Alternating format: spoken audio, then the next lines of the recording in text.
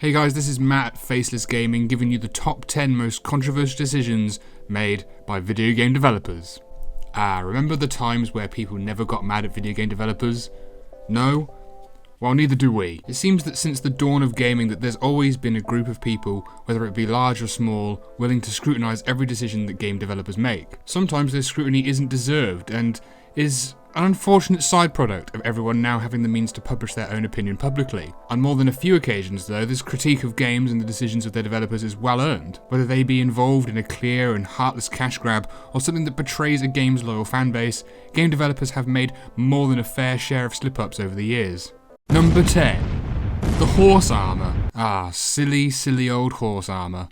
How useless you are. Looking back, we all should have seen this as an early warning sign for the greedy, ever-questionable present-day Bethesda. From Fallout 76 to Skyrim's buggy launch, Bethesda have had more than their fair share of reasons to anger the gaming community. Horse armour, though, is where it all began. With that drop of messy, ugly, paid DLC, Bethesda reminded gamers everywhere that making profit was an integral part of making gamers. From the moment it hit the market, Bethesda was lambasted for their greed. This didn't deter the company though, and so to this day, the games have still been increasingly, worryingly bloated with paid additional content that doesn't give consumers the bang for their buck. Number 9. Cyberpunk. I could make a list of its own concerned around dreadful video game launches. However, the controversy around the delayed, then dreadful launch of one of the most anticipated games ever is more than enough of a blunder to deserve a spot on this list. What truly earns Cyberpunk this spot are not the bugs in its launch, nor the hype it failed to live up to. What is most controversial, in our opinion, is the decision to consistently propose release dates,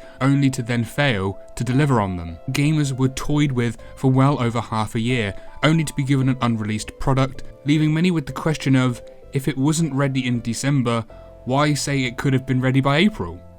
Confusing. Number 8.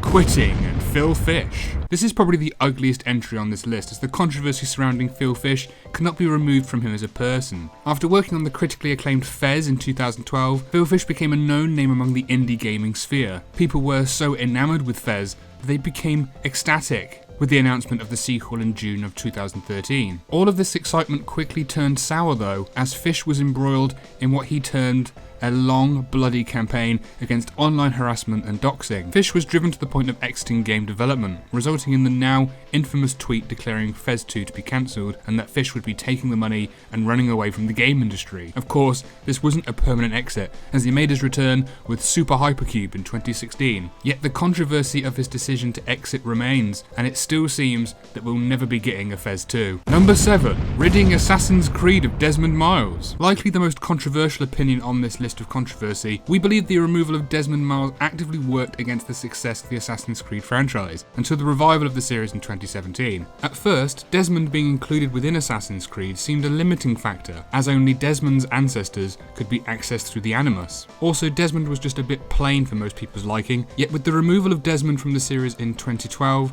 Assassin's Creed struggled to anchor their stories outside of the historical settings. In the modern day, Assassin's Creed games have always been at their weakest, but without a pivotal main character in the modern day, we found ourselves even more detached than we were in the Desmond Miles days. It is clear Ubisoft acknowledged the need for this character in the present day too, with the introduction of Layla Hassan for the most recent games. Number 6. Everything about Mass Effect 3's ending. Alright, back to something now we can all agree on. Mass Effect's players ended up with an illusion of choice over 3 different coloured laser beams shooting into the galaxy. Not to mention that to get the perfect ending, you had to go to a third-party app or website, or use the multiplayer in order to ready the galaxy for battle. The worst part about this entry is that when you investigate the development of Mass Effect 3, it is clear to see that what was released was not what BioWare intended. Nevertheless, the endings that we got were reason enough to bash away at our keyboards, damning BioWare for making us care about the franchise in the first place. Number 5.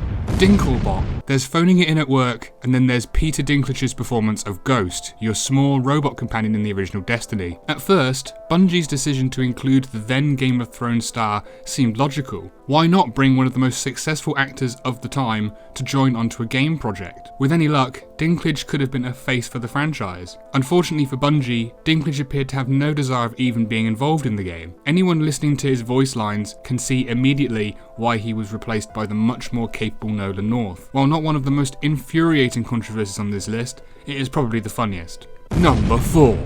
Paid mods. Oh, hello again, Bethesda. I wish I could say it was a surprise to see you here again. Though Valve was also involved in the paid mods controversy, it is Bethesda that was the driving force behind the idea of a mod subscription service and the company that took the majority of the backlash. Despite Todd Howard's never-ending efforts, he just can't seem to get what gamers want anymore. How, in anyone's mind, did the concept of making people pay for something that they'd previously got for free correlate as a good idea? Again, as with the horse armor, Bethesda persisted with the idea of paid mods, though most sane people ignored their ravings. Seriously though, Bethesda, what were you thinking? Number 3. Loot boxes. I'm sure many of you expected loot boxes to sit at number 1 on this list. They defined multiplayer games for a while, and though loot boxes existed in games such as Counter-Strike for years, it was their addition in Overwatch that really sparked the surge of loot boxes into the mainstream. In a perfect world, loot boxes wouldn't be an issue.